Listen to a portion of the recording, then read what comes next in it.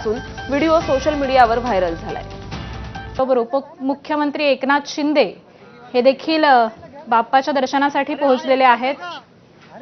आपण या दृश्यांमध्ये पाहतोय केंद्रीय गृहमंत्री अमित शहा हे आता लालबागच्या मंडपामध्ये दाखल झालेले आहेत।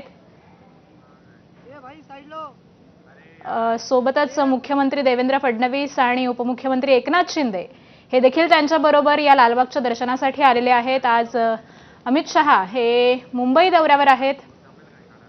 यानंतर देखील ते अनेक बाप्पांचं दर्शन घेणार आहेत।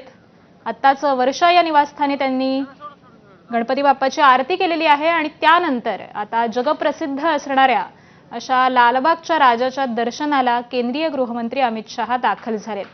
आपण या दृश्यांमध्ये पाहतोय त्यांनी आपल्या नातवाला कडेवर घेतलेलं आहे। सहकुटुंब ते लालबागच्या राजाच्या दर्शनासाठी आलेले आहेत।